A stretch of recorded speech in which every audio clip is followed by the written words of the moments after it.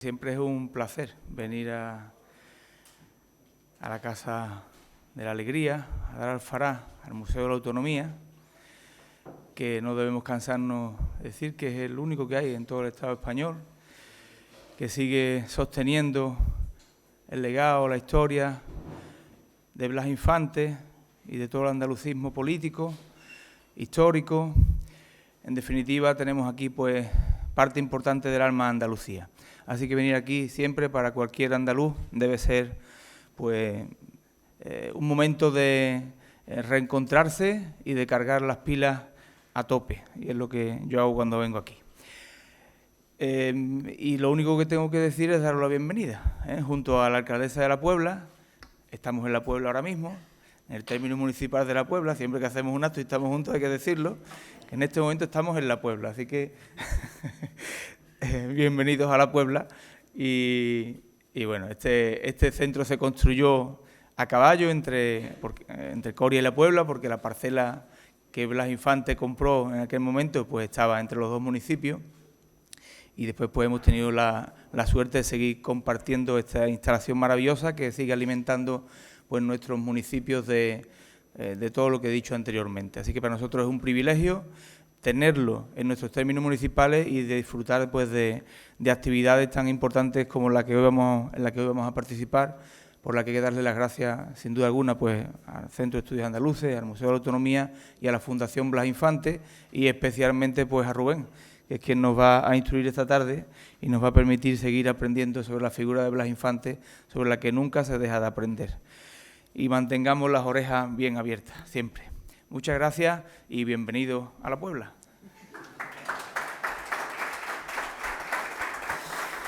Bueno, pues muchísimas gracias, Modesto. Y bueno, como él dice, bienvenido a La Puebla, pero también a Coria. Y creo que esta luchita graciosa que siempre hemos tenido, ¿no? Pues hoy viene también muy al reflejo del título de la conferencia, ¿no? Desde el amor.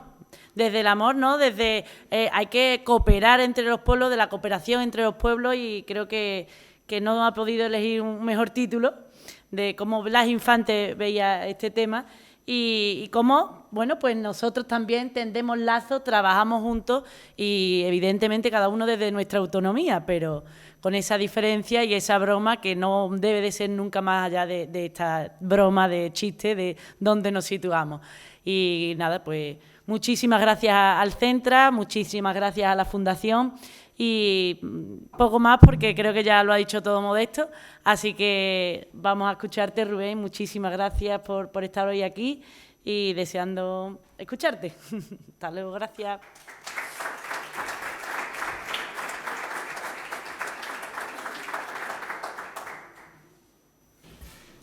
Bueno, pues buenas tardes a todos. Señor alcalde de Coria, alcaldesa de La Puebla, patronas y patronos de la Fundación Blas Infante, señor director de la Fundación Pública Centro de Estudios Andaluces, autoridades, amigas y amigos todos, ¿no?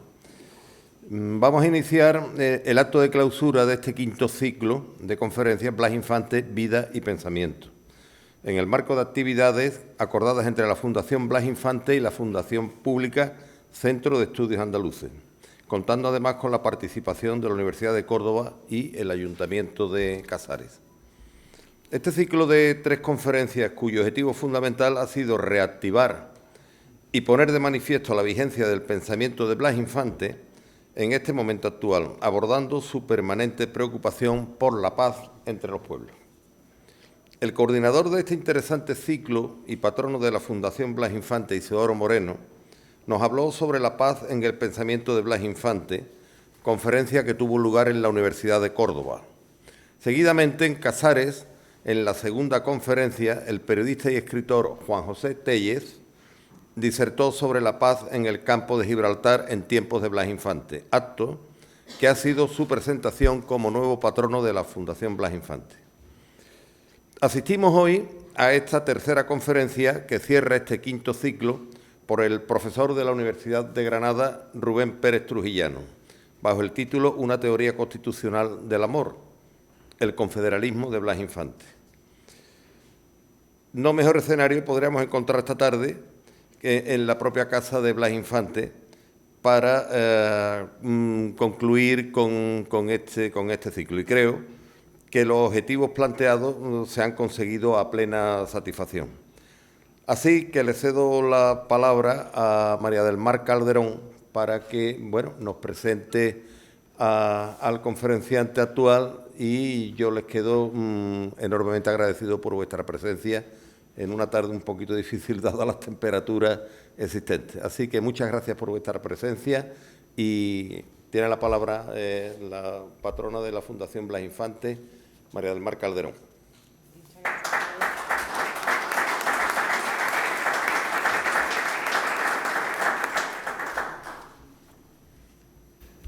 Muchas gracias, Javier. Buenas tardes a todos, alcaldesa, alcalde, director del Centra. Creo que sí que le da, está verde. ¿No se escucha? Lo acerco un poquito, ¿no? Perfecto. Patronos de la Fundación, amigos y amigas todos. Como ha dicho hace un momento el presidente, este quinto ciclo de conferencias, si bien todos han resultado un éxito y han sido muy interesantes, creo que el de este año especialmente ha tenido un interés, sobre todo ha puesto otra vez de manifiesto la vigencia del pensamiento del padre de la patria andaluza, que como todos sabemos era un hombre adelantado a su tiempo, con una lucidez y una claridad de ideas impresionante. En la primera conferencia, el profesor don Isidoro Moreno nos describió perfectamente cómo entendía la paz el padre de la patria andaluza. Lo hizo desde los tres planos de la paz social, la paz entre los pueblos y la paz con la naturaleza y el medio ambiente. Después, el nuevo patrono, Juan José Tellez, hizo lo mismo, una disertación magnífica.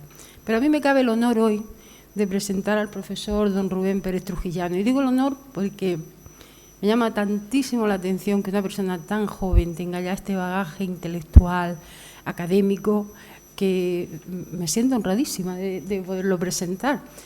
Yo creo que todos ustedes prácticamente conocen al profesor Pérez Trujillano, lo hemos leído y lo hemos seguido. Es un viejo amigo de la Fundación. En su día se le otorgó el premio del Memorial Blas Infante por un magnífico trabajo que presentó y en cuyo jurado tuve también la suerte de estar.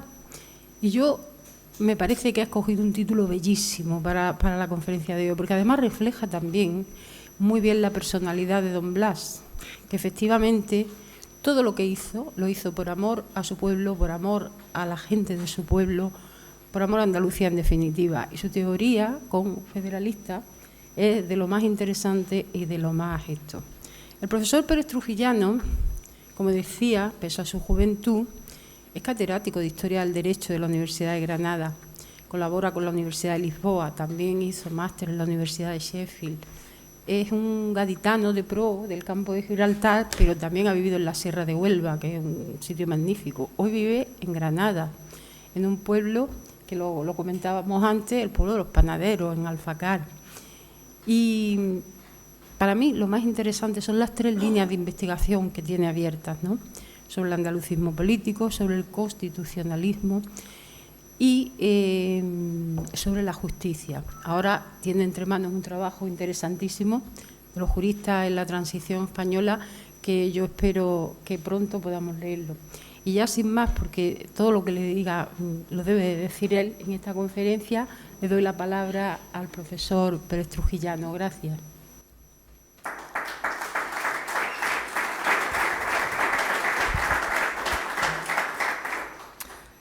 Bien, muy buenas tardes. Muchas gracias por la acogida y por una presentación tan amable y tan generosa. Eso sí, María del Mar, no soy catedrático todavía. Ahí la amabilidad ha sido claramente excesiva. No soy catedrático.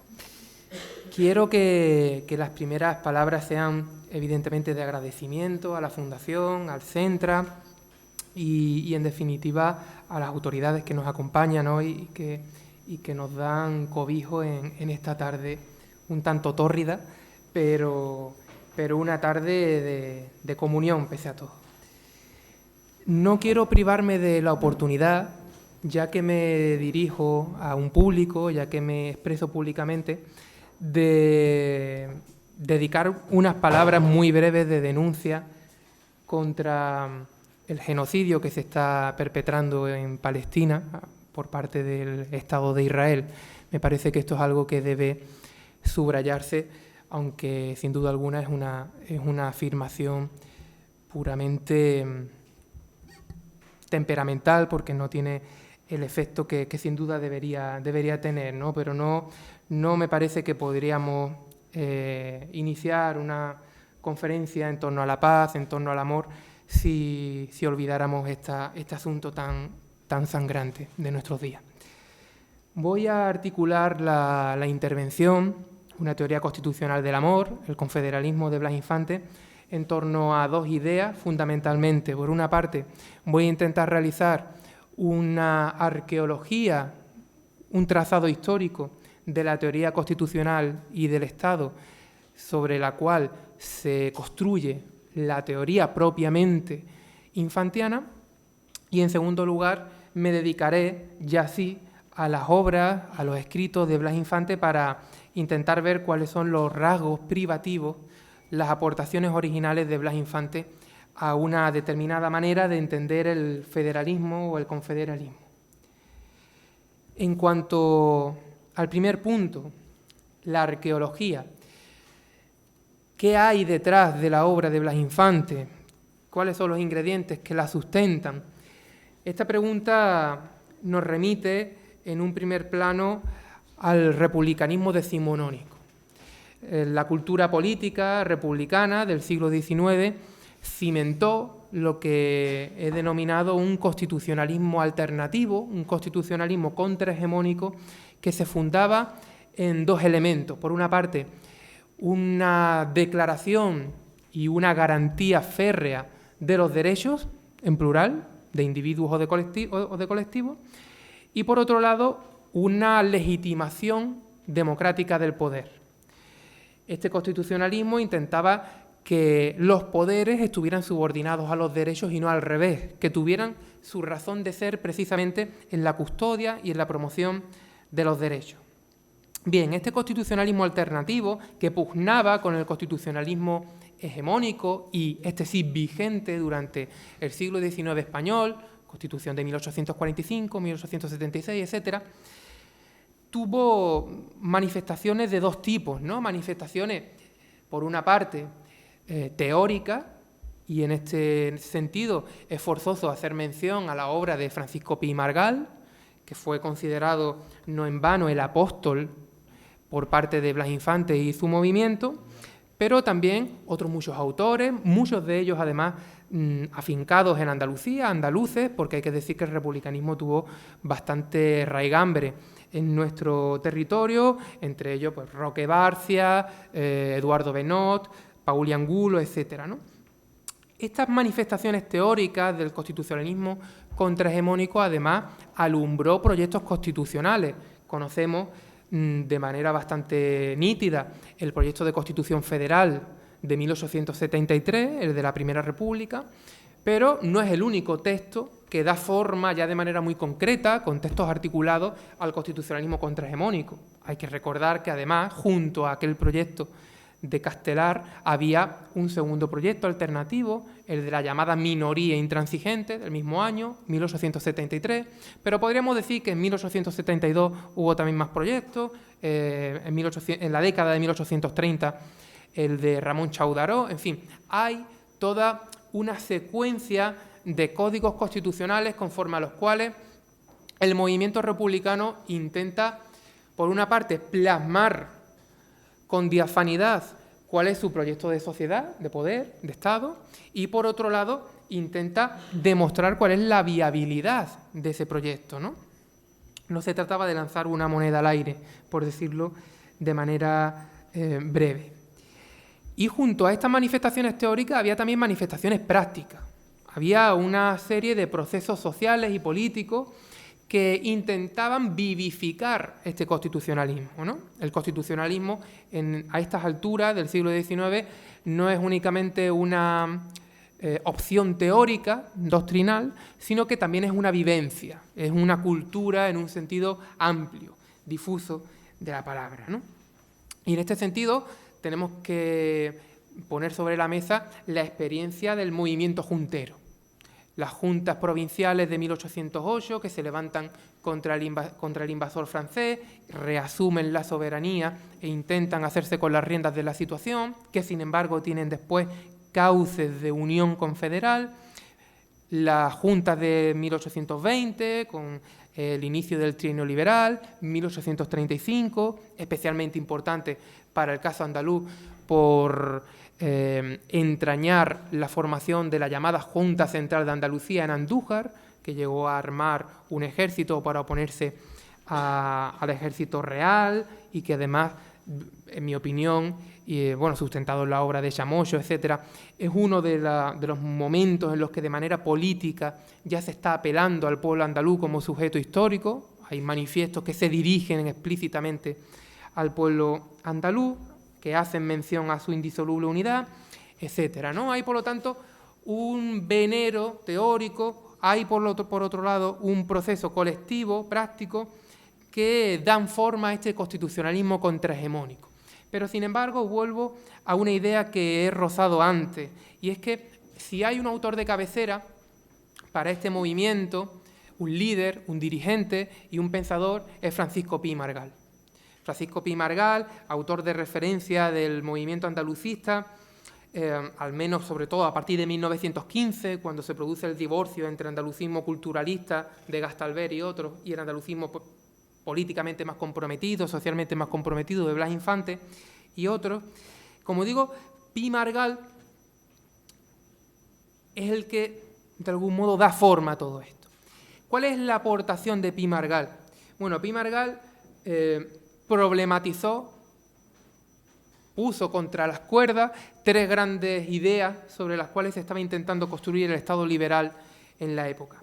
Por una parte, cuestionó el nexo entre Estado y nación, es decir, un Estado no por el hecho de disponer de una arquitectura institucional, no por atribuírselo las cualidades de la soberanía, etcétera, es por ello una nación. Por otro lado, Pi y Margall cuestionaba el nexo entre soberanía y Estado, es decir, un Estado puede ser soberano, pero puede haber otras entidades, otros sujetos que igualmente lo sean, regiones, provincias, las denominaciones en este sentido varían, y después también problematizó la identidad política e incluso histórica de la nación. Todo esto, entre otras razones, para romper el vínculo que anudaba nación española y religión católica, e Iglesia católica principalmente, ¿no? Todo esto tuvo unas consecuencias prácticas, formuladas teóricamente, por supuesto, que venían a redundar en el rechazo de tres grandes monopolios que, a la inversa, podríamos decir, son los que definen el constitucionalismo hegemónico, el vigente en el siglo XIX español.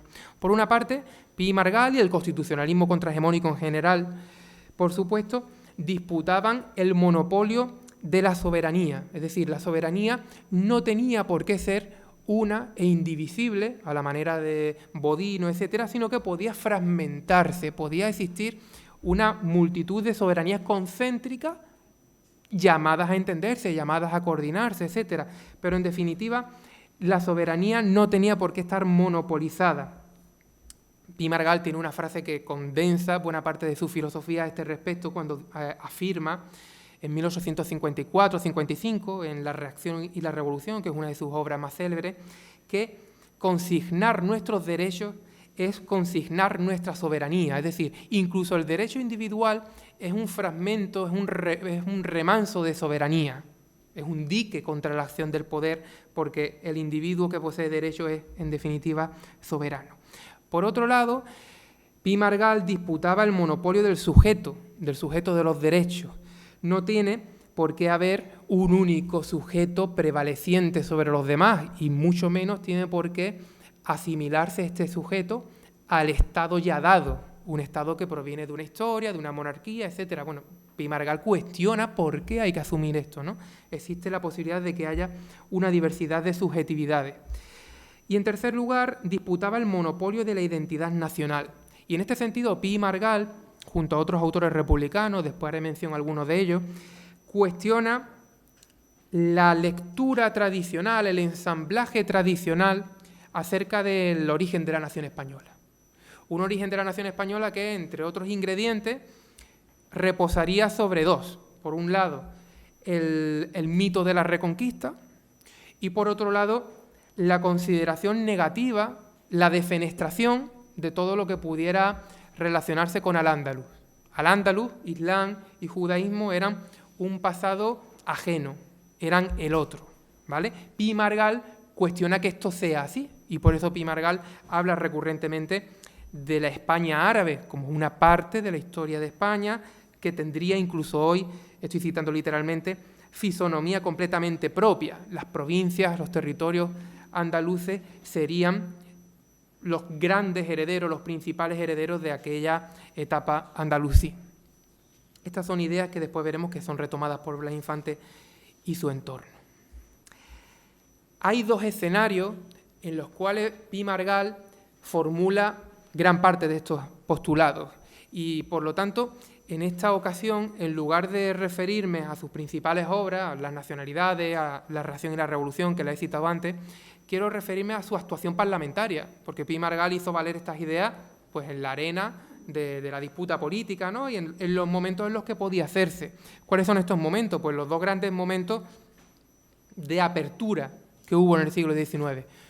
El primer momento sería las Cortes Constituyentes de 1869 y el segundo, las Cortes Constituyentes, aunque eran unicamerales, de 1873, las de la Primera República, que terminaron abortando sin terminar de alumbrar una Constitución.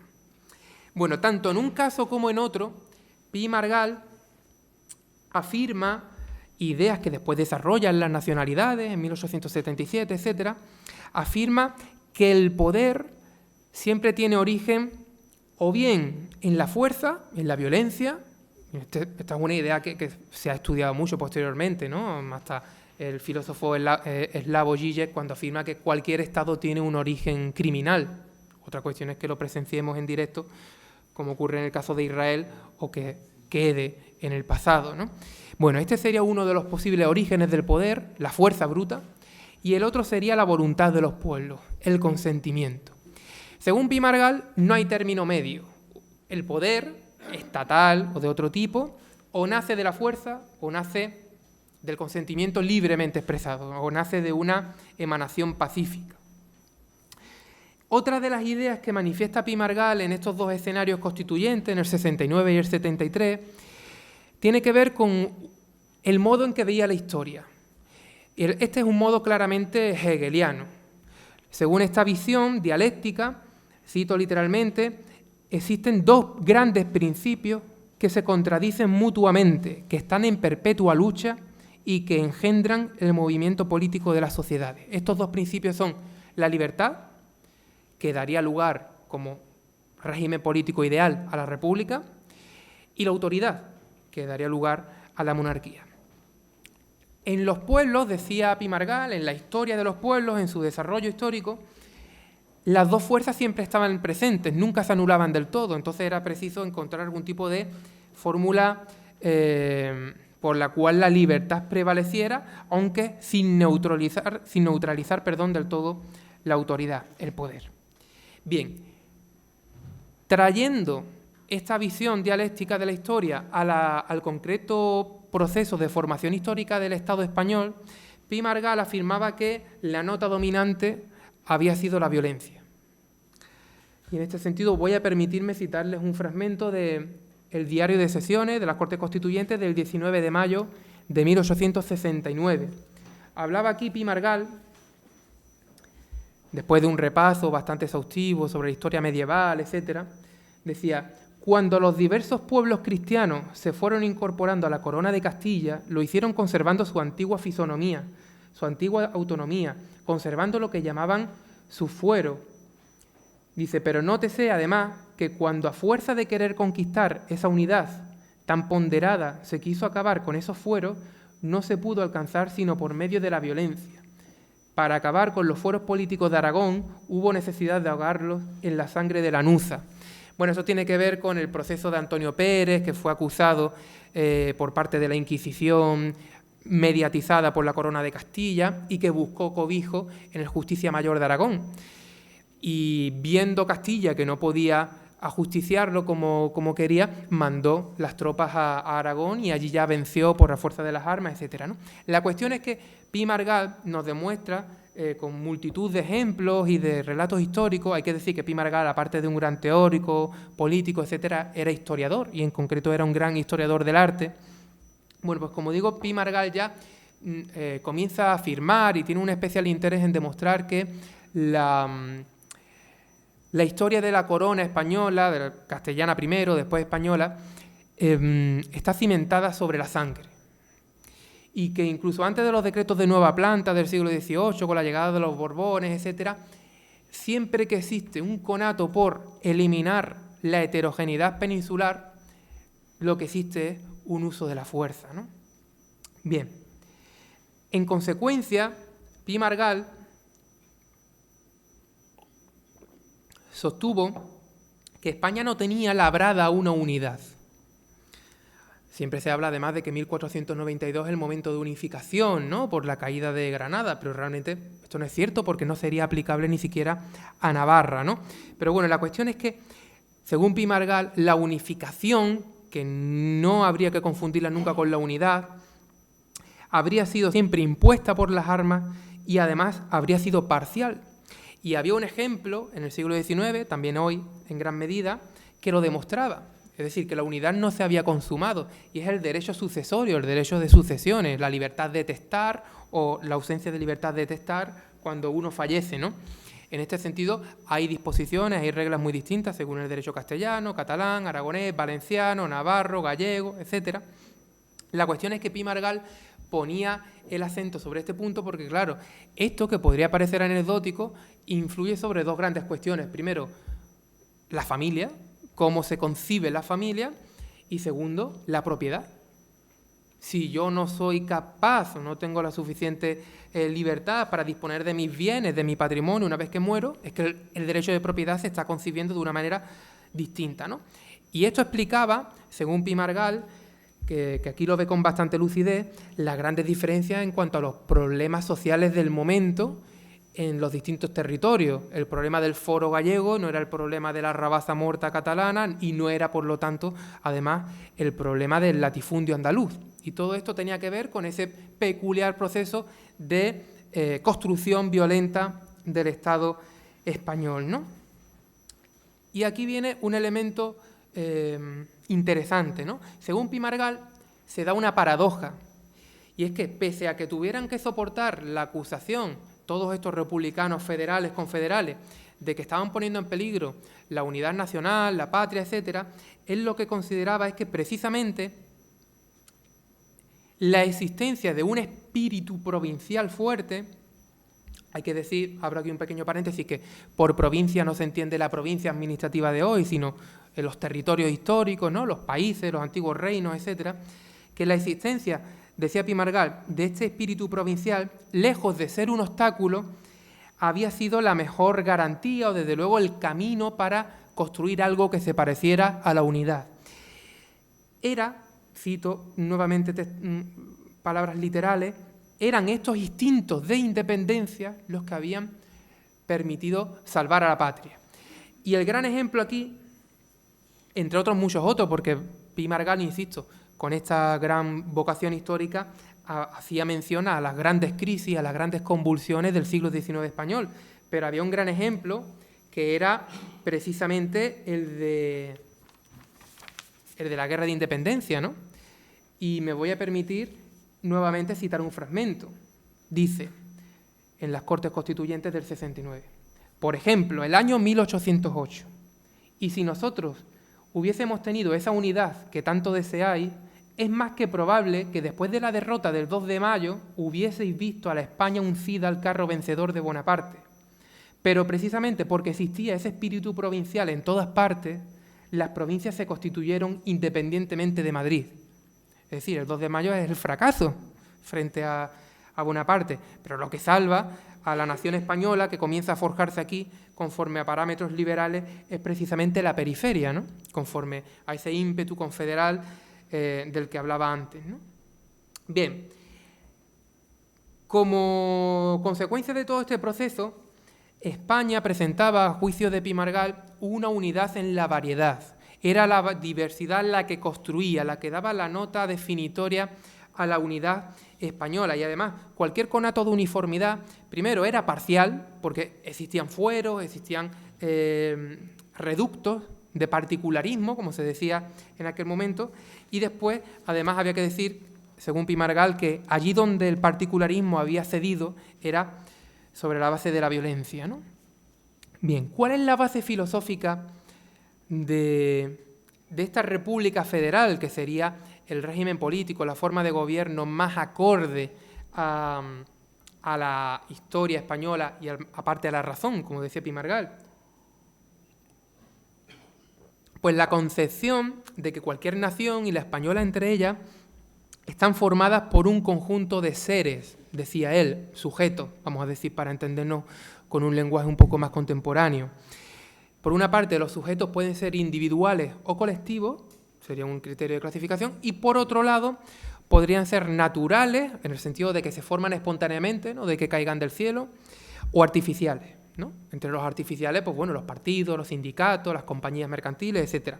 Los individuales, los individuos, los colectivos, bueno, pues vamos a ver lo que serían, ¿no? ¿Cuáles son los sujetos naturales y espontáneos? El primero de todos, según Pi Margall, sería el individuo. Y aquí, pues lo que hay que remarcar es precisamente que en el republicanismo confederal existe una apuesta muy clara, muy firme, por lo que podríamos denominar un justnaturalismo, un derecho natural racionalista, no teológico. ¿Qué quiere decir esto? Bueno, pues fundamentalmente la creencia de que cualquier individuo, cuando nace, ya es titular de una serie de derechos innatos, derechos inviolables, ¿no? De conciencia, de pensamiento, etcétera, ¿no? Sobre esto, sobre este eje, gira después toda la problemática sobre cómo construir la federación, porque claro, si creemos que hay derechos naturales, la siguiente pregunta que se hacían los republicanos federales era: si son naturales, ¿el Estado puede legislar sobre ello? ¿Puede regularlo?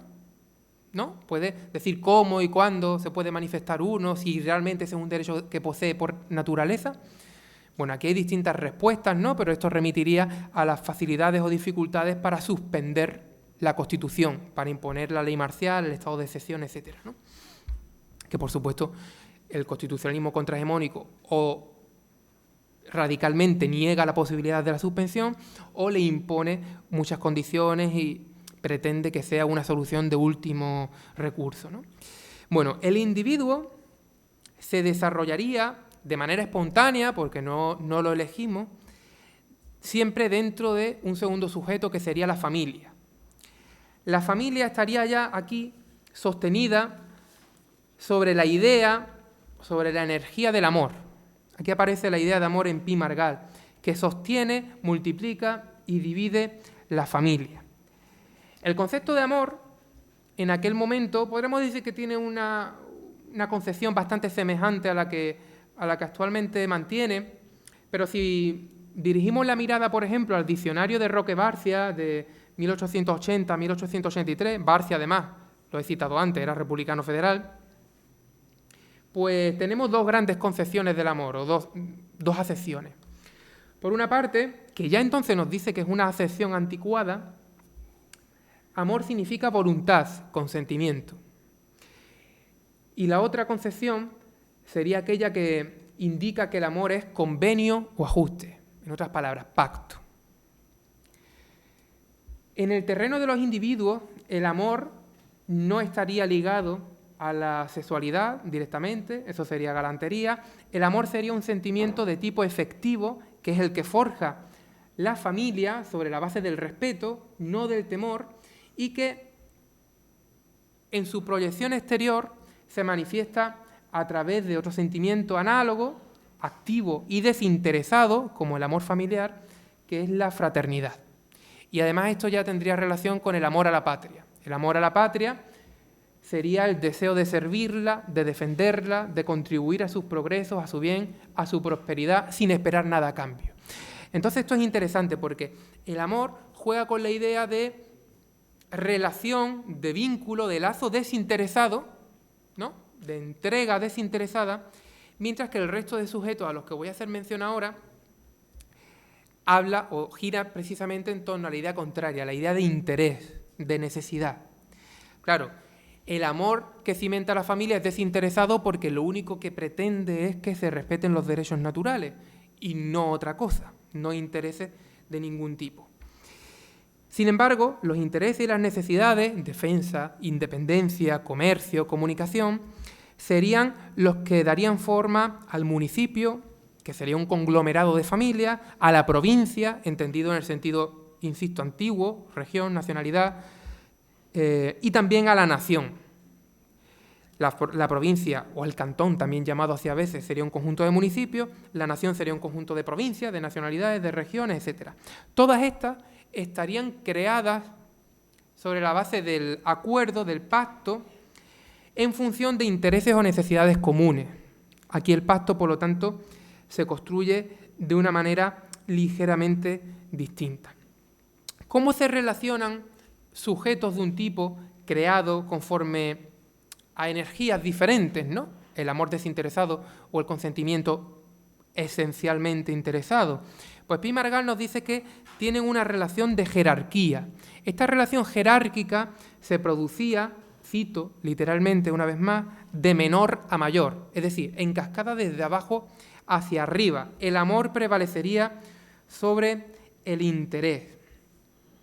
El amor, por lo tanto, intenta garantizar la indemnidad, la integridad de los derechos naturales, y el pacto, el que da lugar al municipio, al cantón, a la nacionalidad, etcétera, tendría por objetivo el logro de ciertos fines, ¿no? Y este es el origen de las federaciones, suiza o norteamericana, ¿no? La defensa común frente a las amenazas, la prosperidad sobre la base del comercio, etcétera, ¿no? Por esto es de rigor, es interesante la idea de matizar que este planteamiento de república llamada federal era en el fondo un planteamiento confederal, porque entiende que hay una pluralidad de soberanías que nunca se sacrifican del todo. En esto insistió mucho José Acosta o Isidoro, aquí presente también. Y también es interesante un segundo nivel de lectura que pondría el acento en los derechos naturales, en esos derechos cimentados sobre el amor, ¿no? Por eso quizás es interesante también la idea de contraponer federalismo de derechos sobre federalismo de poderes, ¿no?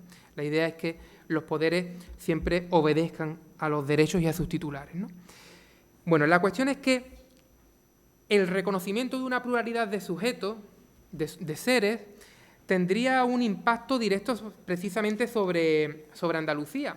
Y en este sentido, el propio Pi y Margall afirmó en las Cortes Constituyentes del 69 que el hecho de no de postular, sino de reconocer lo ya dado, esta pluralidad de sujetos, etcétera, sería el resorte necesario para ver renacer la vida de las nacionalidades o de las regiones. Y citaba en concreto el caso de Andalucía. Decía: si vais a las provincias que antes estuvieron bajo el imperio de los califas y de los emires, si vais a Andalucía, ¿encontraréis acaso en ella la industria floreciente que en otros tiempos hubo? ¿Ni el activo comercio, ni el desarrollo que las ciencias y las artes allí tuvieron? ¿No habéis visto que desde que esas provincias forman parte de la corona de Castilla, parece como que ha pasado sobre ellas un huracán que ha venido a secar las fuentes de su vida? Bien, para Pi y Margall esto además es una catapulta para el desarrollo económico, para el desarrollo social, ¿no? Por lo tanto, las ventajas del lazo federal, de la República Federal, serían económicas, serían sociales, serían ventajas que aluden a la forja de la paz entre los pueblos, y además vendría a pacificar el propio movimiento histórico de España y de Andalucía en concreto, que describía aquella dialéctica entre autoridad y libertad. Pi y Margall, que postulaba, que afirmaba que efectivamente hay un movimiento juntero recurrente por el cual los pueblos retoman la soberanía, etcétera, al mismo tiempo sostenía que lo deseable era que esos movimientos se apagasen, porque eran movimientos que recurrían a la fuerza, llegado el caso, y la prioridad de Pi y Margall era tejer un orden social basado en la paz, ¿no? Dice, ¿cómo podemos lograr que los pueblos se pacifiquen? ¿Cómo podemos lograr que los cantones bajen las armas? Pues precisamente creando el lazo, la Constitución Federal, que además vendrá acompañado de una institucionalización, de unos pesos, unos contrapesos, etcétera, que será la garantía de la paz, ¿no? Será la garantía para que esa confrontación permanente, inapagable entre autoridad y libertad, entre poder y derechos, pues se desarrolle de manera pacífica, ¿no? Bien, todo este constitucionalismo, paso ya a la segunda parte, es indispensable para que Blas Infante forje su teoría política, su teoría constitucional, su teoría del Estado. De hecho, pues ustedes que conocen la obra de Blas Infante, pues quizás gran parte de estas ideas les resulten familiares, porque después vuelven a resonar en la palabra y en la letra escrita de Blas Infante, ¿no? Hay tres grandes obras de Blas Infante que nos permiten rastrear esta huella decimonónica en su obra: El ideal andaluz, de 1915, La verdad sobre el complot de Tablada y el Estado libre de Andalucía, del 31, o La sociedad de naciones, estudiada por Isidoro hace poco en el marco de este mismo ciclo, de 1919, ¿no? Y al mismo tiempo, si se fijan, estoy siguiendo el mismo criterio que utilicé al comienzo cuando definía o cuando intentaba analizar el constitucionalismo republicano. Decía, hay unas manifestaciones teóricas, la obra de Pi Margall, etcétera, y hay unas manifestaciones prácticas. En este caso, en el caso del movimiento andalucista, pues también hay un proceso colectivo, una obra más colectiva, una vivencia que también asume ese constitucionalismo contrahegemónico y lo perfila, porque también le aporta algunos ingredientes particulares, ¿no?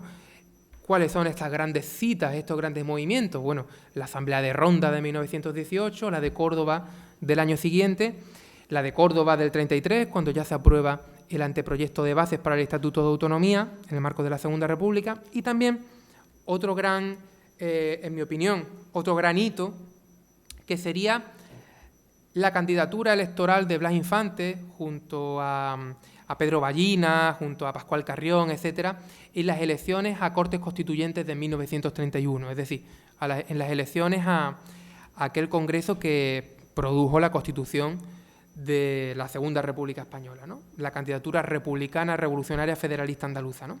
Que no tuvo éxito electoral, pero que ahora veremos que tiene una gran importancia para que le sigamos la pista al constitucionalismo contrahegemónico y a ese andalucismo que lo asume, ¿no?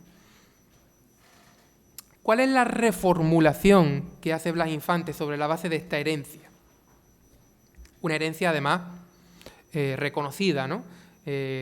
Son muchos los casos, los textos en los que Blas Infante ensalza a Pi Margall, a Fermín Salvochea y a todo lo que representaba el movimiento republicano andaluz.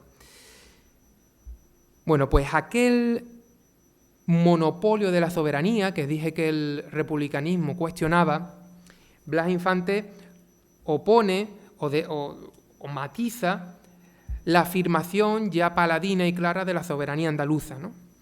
Y en este sentido cabe mencionar la Asamblea de Ronda, ¿no? La Asamblea de Ronda de 1918 se convocó con un propósito bien claro que venía establecido en el primer punto del orden del día, que era debatir una propuesta constitucional para la crisis del régimen de la Restauración, que era de lo que se trataba en aquel momento, sobre la base de la Constitución de Antequera, de 1883, ¿no?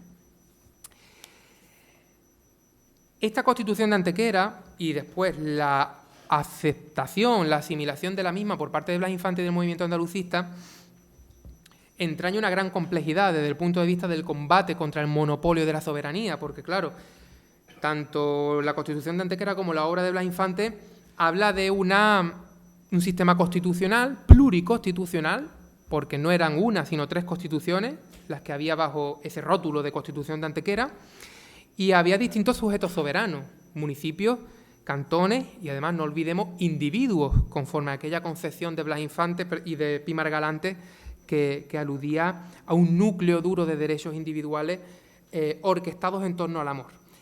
En torno a la idea de amor, Blas Infante, del andalucismo histórico, realiza también una transformación de relieve, un cambio importante.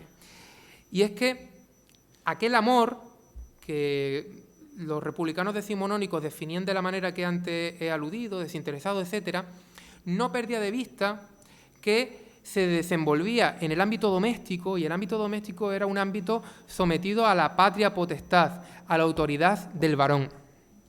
Es este un pilar contra el que arremete Blas Infante y el andalucismo, es decir, ese amor incluye ya sí, y por lo tanto los derechos individuales se refieren ya sí también a las mujeres, ¿no? En ese sentido, Eva Castaño ha estudiado, o Pura Sánchez han estudiado la acción de Luisa Garzón. Hay un fragmento del Manifiesto de la Nacionalidad de 1919, bastante representativo a este efecto, cuando dice: queremos dignificar a la mujer esclavizada por un bárbaro derecho que tuvo en Roma su inspiración y que repugna al genio humano y generoso de Andalucía, la cual, cuando fue libre, aun bajo el régimen musulmán, la dotó de consideraciones, libertad y respeto similares a los que hoy gozan en los países más progresivos del mundo, ¿no? Se incorpora a la mujer.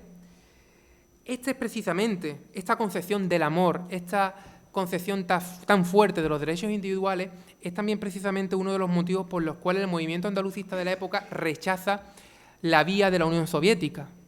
Hay a veces guiños a la Unión Soviética, al bolchevismo, etcétera, pero cuando se ponen a analizar la experiencia soviética, entienden que se está creando un Estado, bueno, por decirlo de manera muy simplificada, muy jacobino, muy centralista, que no duda en sacrificar los derechos individuales en pro de la gran obra revolucionaria, y esto le parece inasumible a Blas Infante, a Gabriel de Alcázar, en un artículo magnífico en la revista Avante del año 20, etcétera, ¿no? Y es este otro de los motivos por los que Blas Infante, durante la dictadura de Primo de Rivera, que tradicionalmente la historiografía ha considerado que durante esta etapa Blas Infante de algún modo se apaga o hace una especie de exilio interior. Bueno, lo cierto es que yo he encontrado documentación en archivos que aluden a la idea contraria. Blas Infante militaba en aquel momento en la Liga Española de los Derechos del Hombre, que era pues uno de los grandes organismos, además de ámbito internacional, porque se creó inicialmente en Francia, después se extendió por distintos países europeos, que abogaba por la existencia de los derechos humanos, un núcleo irreductible de derechos que serían indisponibles, que debían prevalecer sobre cualquier formulación política, sobre cualquier régimen político, etcétera, ¿no?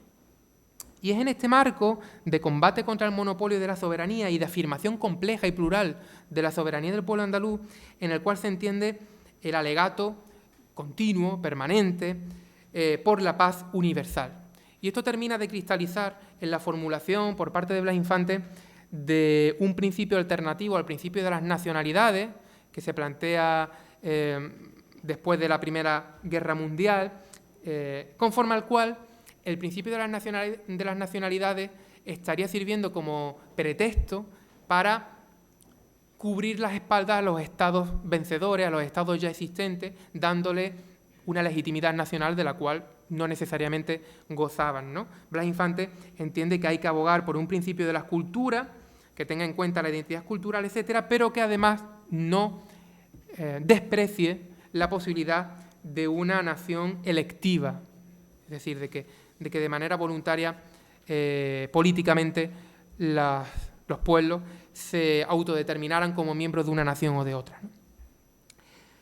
En segundo lugar, el constitucionalismo contrahegemónico combatía el monopolio del sujeto, y también lo hará el andalucismo republicano de Blas Infante y tantos otros, ¿no? Surgen nuevos sujetos de derecho, las mujeres, o los campesinos y en concreto los jornaleros sin tierra, ¿no? La búsqueda de una paz no es un sacrificio interclasista que intenta sofocar las demandas legítimas de los vulnerables, sino que es algo que está muy ligado en Blas Infante a la emancipación, ¿no? Esta emancipación se llenaba con distintos ingredientes, ¿no? El georgismo, el marxismo a veces tibiamente, pero bueno, principalmente era republicanismo decimonónico, ¿no? La Constitución de Antequera hablaba de una banca pública andaluza, la Constitución de Antequera hablaba de impulsar los sindicatos como elementos de transformación, todo eso estaba ya en la tradición republicana, ¿no? El combate contra el monopolio del sujeto se proyectaba en el ámbito propiamente andalucista en el confederalismo, ¿no? Y el confederalismo tenía tres grandes patas, ¿no? Era radical demócrata, es decir, tendía a los referéndum, a las fórmulas plebiscitarias, etc. Era municipalista, le daba una gran importancia a los municipios, que además era una importancia económica para la transformación social. El anteproyecto de estatuto de 1933 hacía de los municipios el principal titular de las competencias de socialización de todos los recursos naturales existentes en el territorio municipal, y era propiamente comunalista en el sentido de reivindicación de los bienes comunales, ¿no?, que fueron privatizados durante la desamortización, etcétera, ¿no? Y en este sentido, pues, las grandes cabeceras andalucistas no dejan de hacer mención a los grandes pleitos que se vivían en algunos municipios para intentar recuperar los bienes comunales, ¿no? Este confederalismo, además, hay que tener en cuenta que intentaba congeniar la propia pluralidad interna de Andalucía. No se negaba la existencia de múltiples Andalucías. Y además esto se ve en el propio anteproyecto de 1933, que permitía la creación de varias regiones dentro de Andalucía. Esto es interesante porque además probablemente podríamos decir que era contrario a la Constitución de la Segunda República, pero bueno, hasta tal punto llegaba ese afán por reconocer la pluralidad interna, ¿no? Y ahora voy a hacer mención a aquel hito que decía que a veces pasa un tanto por alto, que es el de la candidatura a las Cortes Constituyentes de 1931, que dieron lugar a aquel complot de Tablada, etcétera, ¿no? Aquí vemos, por una parte, la formulación según la cual hay un sujeto de derechos que no puede esperar más al disfrute de los grandes derechos de la ciudadanía, derechos sociales, económicos, culturales, políticos, etcétera, que es el campesino, ¿no? Y les voy a leer uno de los pasquines, uno de las hojas volanteras que cayeron sobre los campos de la provincia de Andalucía, lanzado desde una avioneta, que se encuentra unido al sumario penal militar que se abrió contra buena parte de la candidatura. Están disponibles en el archivo histórico militar del Tribunal Territorial II en Sevilla, que decía lo siguiente: campesinos de Andalucía, era a los que se interpelaba, queremos daros la tierra, porque con ella vendremos a ofrecer la libertad a un pueblo creador, que con su espíritu llegará a ser faro del mundo. Y seguía: queremos proclamar la República de Andalucía para que de ella seáis ciudadanos libres y para que esa república venga a constituir una garantía de la hermandad de todos los pueblos peninsulares dentro de la gran Federación Española. Esta apelación a la República de Andalucía, que puede parecer un tanto extravagante, tiene sentido porque, claro, Cataluña había proclamado la República el 14 de abril de 1931, incluso algunas horas antes de que la República se proclamara en Madrid. Esto generó una situación muy peculiar, ¿no? Dos grandes afirmaciones soberanas, una en Barcelona, otra en Madrid. La de Barcelona apela a Cataluña dentro de una gran federación ibérica, la de Madrid apela, pues, a la República Española sin más. Eso se tuvo que coordinar en aquel momento, pero eso condiciona el desarrollo de la República, ¿no?, de una manera sobresaliente. Bien, Blas Infante lo que plantea, que es claramente el autor de estos pasquines, Blas Infante lo que plantea es que Andalucía debe proclamar su república para estimular, forzar a la República Española a realizar grandes avances sociales, ¿no? Era lo que entonces se veía como que la República Española estaba intentando claudicar en la búsqueda de grandes reformas sociales, ¿no? Era un gran debate del momento, ¿no? Llega a hablarse, en este sumario del que les hablaba, de que realmente la candidatura lo que quería era proclamar una tercera República Española, sobre la base de un impulso periférico. Volvemos a la lógica juntera de la que vengo haciendo mención desde tiempo atrás, ¿no? Bien, en esta lucha contra el monopolio del sujeto entra también la obra sobre la sociedad de las naciones, ¿no?, porque se habla de que todos los pueblos, es decir, europeos o no, occidentales o no, colonizados o no, tienen derecho de autodeterminación. Esto era una formulación claramente revolucionaria de Blas Infante, que tiene algo que ver también con el republicanismo decimonónico, que postulaba la abolición de la esclavitud, etc. Y ya por último, en el combate contra el monopolio de la identidad nacional, del que formaba parte la cultura republicana y en el que entra también el andalucismo de Blas Infante, entra la afirmación más vehemente, si cabe, aunque les he leído antes algunos fragmentos bastante nítidos al respecto de Pi Margall, de una plurinacionalidad y de una naturaleza electiva no fatalista de las naciones. Según Pi Margall y Blas Infante, lo que es fatalista es asumir la monarquía. La monarquía se guía por el principio hereditario y eso genera, además, decía Pi Margall, una degeneración, en fin. Todos recordamos las cuestiones sobre Felipe el Hermoso, etcétera, el Felipe el Hechizado, etcétera, ¿no? La degeneración. Bueno, Blas Infante contribuye a esa relectura de Al-Ándalus que ya había comenzado Pi Margall, que continuó de una manera un tanto más explícita Joaquín Guixot en la Historia General de Andalucía, publicada en el 69 del siglo XIX, que continuó Alejandro Guixot, Rafael Castejón, Gonzalo de Reparaz, un geógrafo anarquista, que llegó a afirmar en 1928 no hubo invasión, sino revolución, en referencia a la llegada del Islam a la península. Díaz del Moral, Azaña. Les cito todos estos nombres, algunos bastante notables o bastante ilustres, porque existe lo que en mi opinión es un error explicativo acerca de la consideración de Al-Ándalus por parte del andalucismo histórico, ¿no? García San Juan, mi maestro Bartolomé Clavero consideran, en el caso de García San Juan, que estas referencias al Al-Ándalus, ¿no?, a veces un tanto idílicas, no lo vamos a negar, por parte del andalucismo son un tipo de orientalismo, ¿no? Es decir, un tipo de fascinación hacia lo oriental, lo otro, pero al mismo tiempo inferiorización, ¿no? Y que esto además daría alas al colonialismo, ¿no? Nos fascina mucho el norte de África, pero entendemos que son inferiores y por lo tanto, conforme a esta lógica, está justificado que ejerzamos algún tipo de tutela sobre ellos, ¿no? Bien, como digo, Blas Infante, pero antes Pi Margall y algunos otros republicanos, y por lo tanto quiero decir con esto, que se trata de un bagaje republicano y no se trata de una fascinación extraña por Ignacio Olagüe o por Gil Benumella, que sí que fueron instrumentalizados después por la dictadura franquista. Es un bagaje republicano, como digo, el valorar positivamente la herencia del andaluz, ¿no? Lo que quizás sí es más propiamente un sello andalucista es la autoidentificación plena de Andalucía con Al-Ándalus.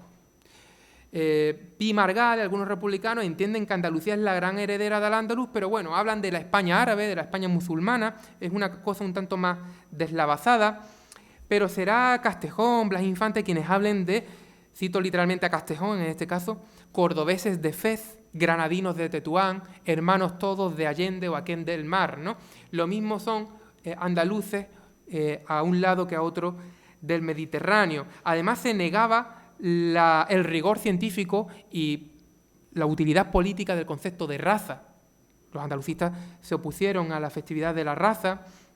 En definitiva, no hay paternalismo, sino fraternidad. Y además esto llegó a las Cortes de la Segunda República, Cortes Constituyentes, en las cuales el día 21 de agosto de 1931, cuando se estaba hablando sobre los asesinatos del Parque de María Luisa, episodio que quizá les suene, sobre el que no puedo entrar, Antonio Jaén Morente, que era un estrecho colaborador de Blas Infante y que era diputado por Córdoba, habló de toda esta tradición revolucionaria andaluza que procedería de la época del Al-Ándalus, procedería del impacto de la cultura semítica, etcétera, ¿no? Ideas que también están en Díaz del Moral, cuando habla porque hay unos levantamientos campesinos en el trienio bolchevique, etcétera, ¿no?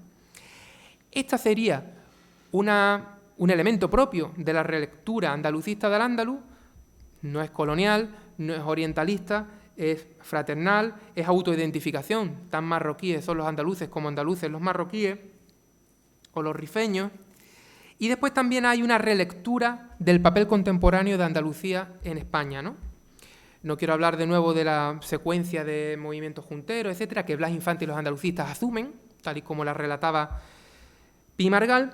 Lo que ocurre es que aquí ya, esto es un elemento privativo, Blas Infante y el andalucismo comienzan a entender que Andalucía ha forjado, por decirlo de manera muy sintética, lo mejor de España, es decir, las experiencias democráticas, constitucionales, de Cádiz, republicanas, etcétera, ¿no? Siempre que ha habido aires liberales en España ha sido gracias a la intervención de Andalucía, Riego, Andújar, la Primera República, pero sin embargo España ha traicionado a Andalucía. Y esto lo afirma muy bien Dionisio Pérez en la revista Bética, cuando dice: lo que no lograron los comuneros de Villalar, lo consiguieron los soldados andaluces en Alcolea, es decir, al conseguir vencer a Isabel II, que fue el pistoletazo de salida del Sexenio Democrático, ¿no? Porque se vio obligada a exiliarse. Y culmino con unas breves conclusiones porque no quiero extenderme más. El enmarañamiento entre republicanismo federal y andalucismo tiene su clave de bóveda en el constitucionalismo contrahegemónico. Esta teoría constitucional tiene su epicentro en una concepción fuerte de los derechos frente a los poderes, de las libertades frente a la autoridad, cuyo demiurgo es la idea de amor. El amor sería fundamento y fin de la paz, una paz social entre individuos y clases, una paz política entre naciones y regiones, una paz en relación con la naturaleza, como muy bien matizó Isidoro, y una paz doméstica entre hombres y mujeres, regidas ya por fin en pie de igualdad. El pacto federal sería el instrumento para lograr todos estos fines. El pacto federal se explica, y el amor, se explican a la luz de las premisas sobre soberanías en plural, sujetos en plural, identidades en plural y amor, que he venido explicando. Y, en definitiva, el amor sería algo así como la entrega, el consentimiento desinteresado en el ámbito de la familia, y en el resto de esferas sería el consentimiento interesado, libre, pero siempre respetando, porque sería prioritario, porque sería jerárquicamente superior al amor. Muchas gracias.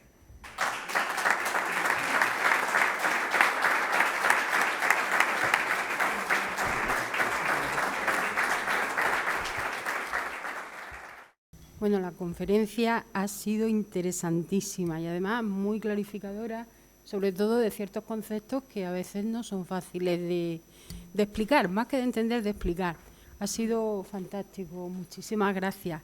Y ahora vamos a abrir un turno de preguntas, pues porque yo creo que han quedado muchas cosas que son interesantes y que a lo mejor en las respuestas puede profundizar un poco más Rubén. Así que abierto a la intervención de cualquiera de ustedes. Buenas tardes a todo el mundo. Bueno, a mí me fascina el idealismo de Blas Infante en un mundo en el que lo que predomina es la violencia de siempre. Y lo que yo quisiera saber es, ¿se movía como una individualidad esa genialidad suya y ese idealismo, o estaba arropado por otra serie de personas de su misma generación? Muchas gracias. Pues era, aunque tenía una individualidad pues, muy acusada, ¿no?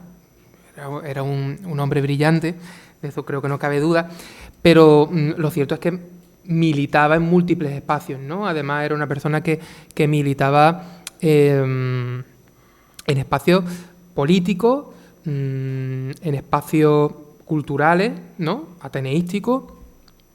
Era un político o digamos un intelectual que no tuvo empacho en saltar de distintas formulaciones incluso electorales a otras, en función también de la coyuntura, ¿no? De hecho, muchas veces a mí me parece que buena parte de algunos malentendidos que hay acerca de la obra de Blas Infante se deben a que no se atiende suficientemente al contexto histórico. Por ejemplo, hay muchos debates sobre, bueno, Blas Infante era regionalista hasta el 18, pero después no, se radicaliza en el año 31. La cuestión es que las circunstancias se vuelven más propicias y menos propicias según el momento. No es lo mismo escribir un panfleto o una obra durante la dictadura de Primo de Rivera, que está en vigor la Ley de Jurisdicciones de 1906, que persigue cualquier atentado, cualquier afrenta contra la patria, y eso era cualquier textito que se propagara por ahí, hablando de patria chica, que hablar en época de la Segunda República, con libertad de expresión, con una movilización social imponente.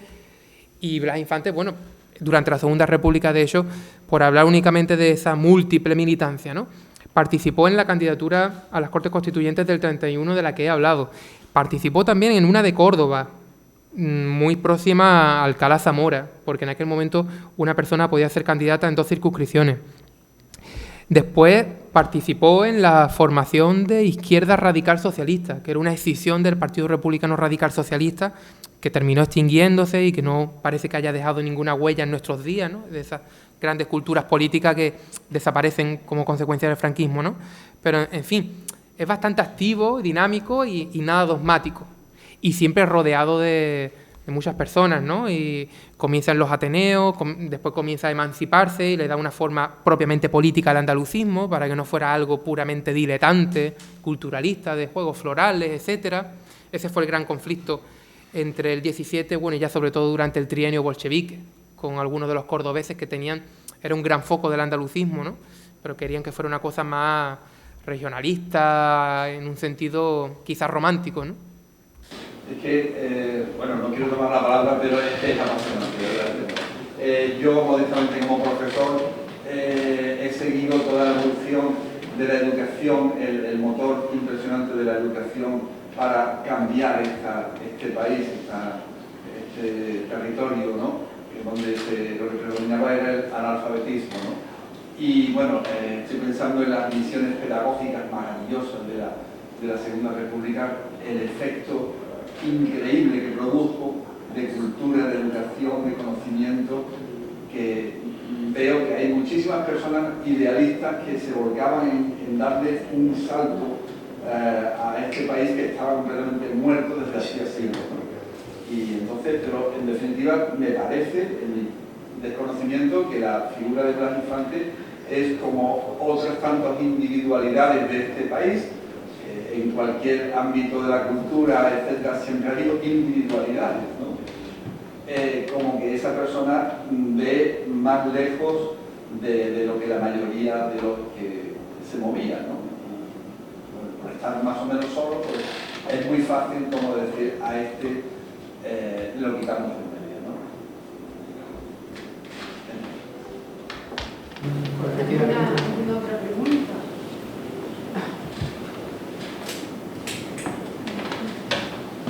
Buenas tardes, muchas gracias, Rubén. Ha sido efectivamente muy enriquecedora tu intervención, sobre todo porque nos ha permitido que tenemos poder leerla, además, que hay que estudiárselo un poco, pero me parece que es interesantísimo ver las raíces de donde se anclan algunas de las cuestiones más importantes del pensamiento de Blas Infante.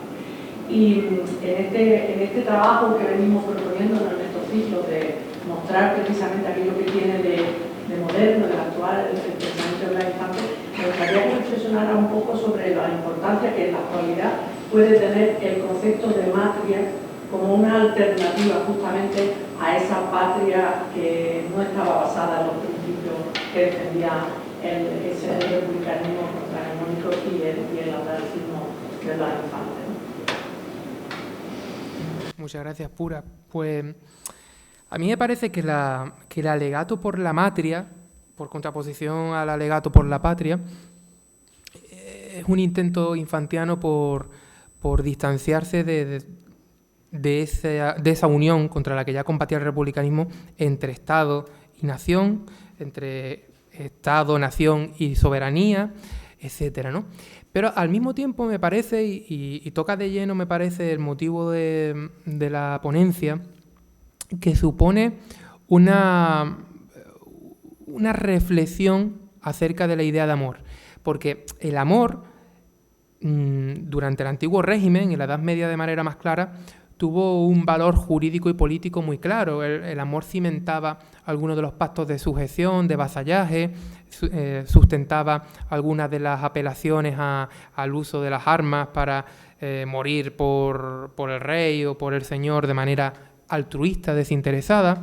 Entonces el amor no es aquí una licencia literaria, ¿no? Es un valor jurídico y político claramente en la Edad Media. Y el amor, de hecho, fue utilizado como argumento, como principio validador por parte de algunos monarcas para justificar algunas de las grandes medidas del antiguo régimen, como por ejemplo la expulsión de la Compañía de los Jesuitas.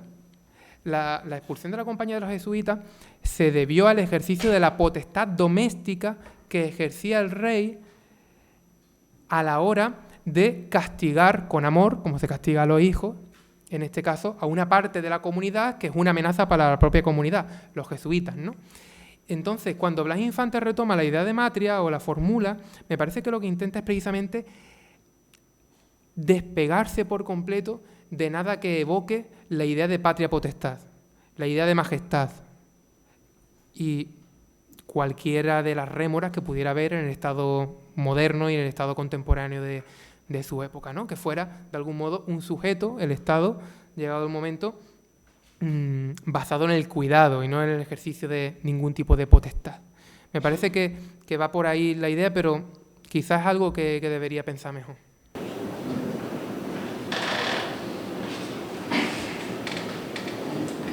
¿Hay más preguntas?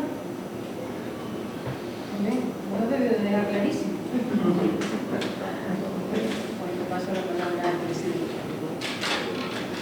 Bueno, pues... Muchas gracias, me ha parecido interesantísima la conferencia.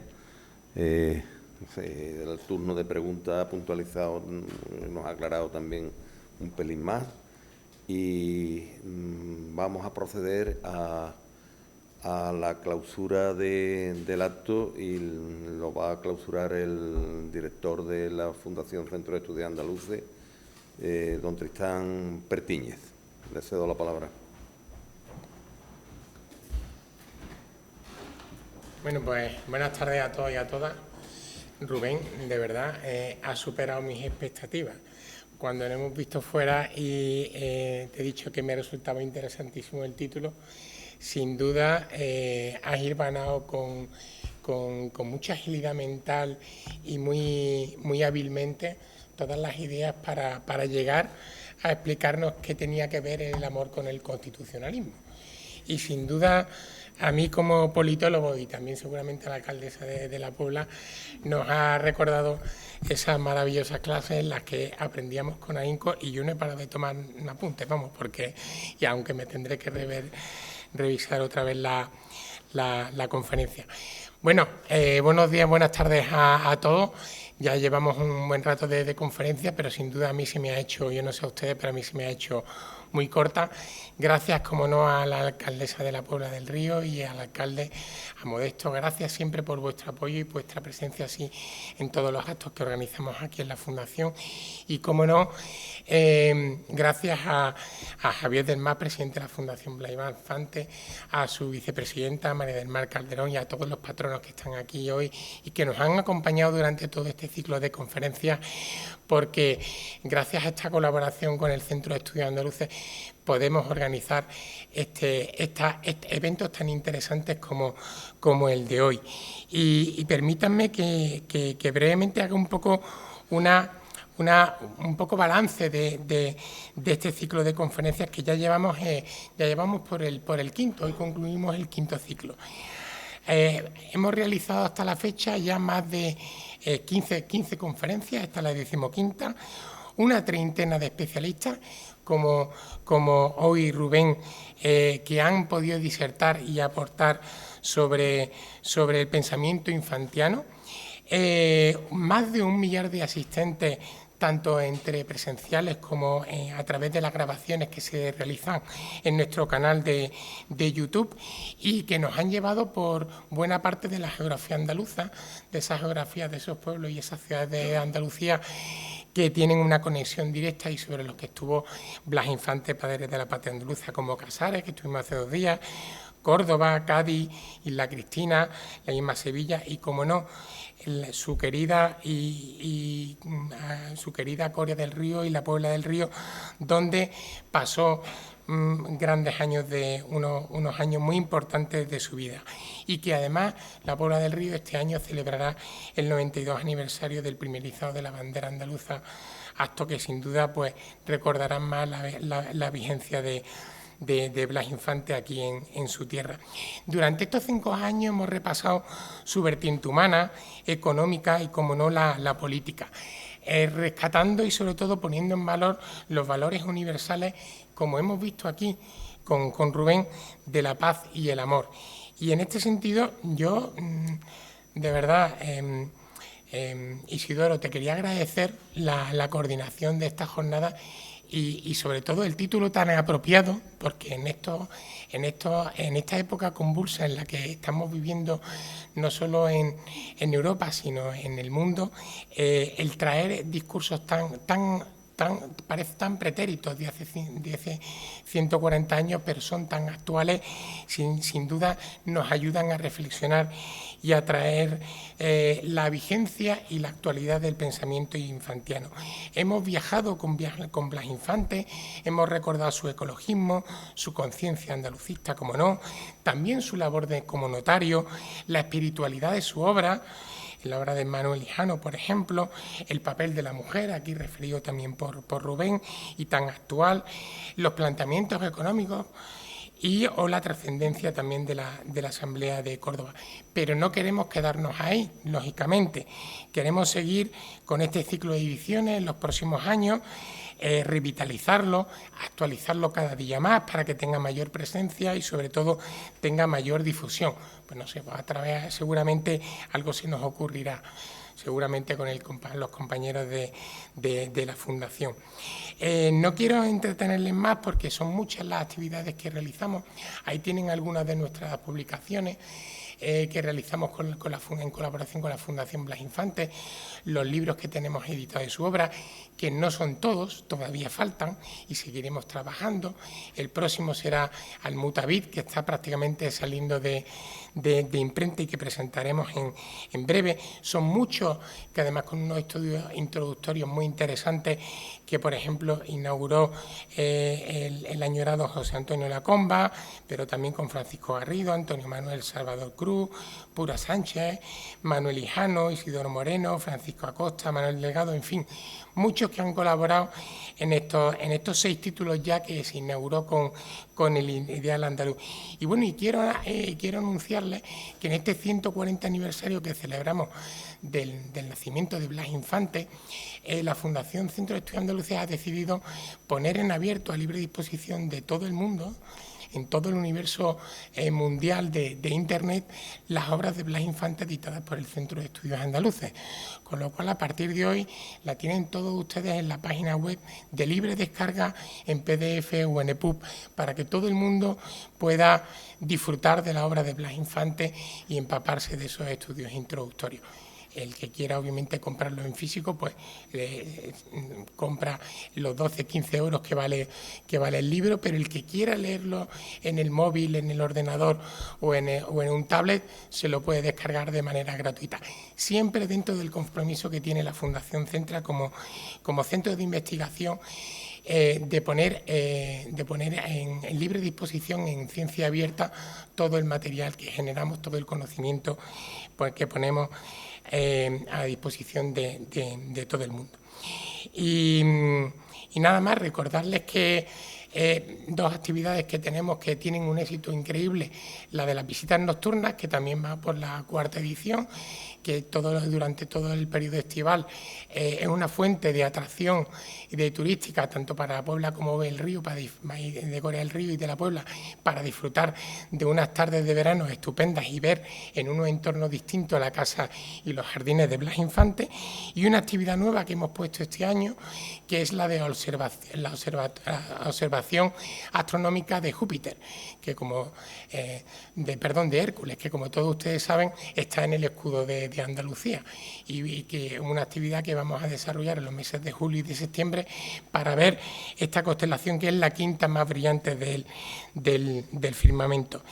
Y nada más, no quisiera concluir esta quinta edición de las conferencias sin antes agradecerle a Alicia Almarce, que está aquí, que hoy ha tenido la casualidad de venir aquí, porque junto con ella pusimos en marcha en la Fundación Blas Infante esta jornada. Gracias, porque ha sido quien las primeras ediciones pues estuvimos buscando cómo desarrollarlas. A Eva Cataño, que está sentada a su lado, por su compromiso y su dedicación, a Laura, como no, porque si no, no sería posible poner en marcha toda esta colaboración, a pesar de los autobuses, de los viajes y de todas estas cosas, a Elena Díaz y a Isabel López Fando por su inestimable colaboración y trabajo a deshora, a Pedro, que también está aquí, otro coreano que trabaja aquí en el museo, que hoy está moviendo todas estas sillas y armando todo este tinglado, como decía antes el alcalde, para que pudiéramos estar aquí sentados y disfrutar de esta maravillosa tarde y conferencia.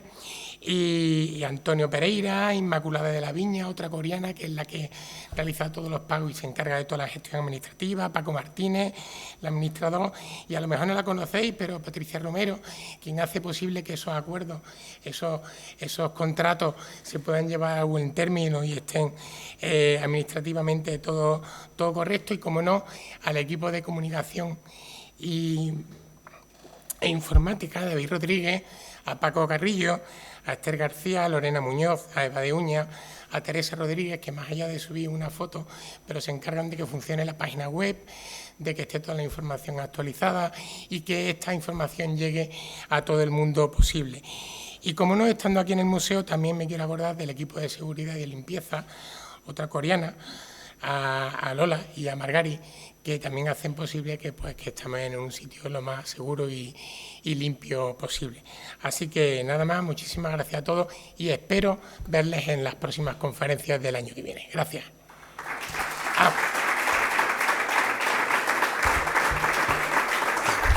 Ahora a continuación vamos a disfrutar de un pequeño composición musical, una pequeña actuación musical, donde un guitarrista va a acompañarnos y terminará con el himno de Andalucía. Muchas gracias.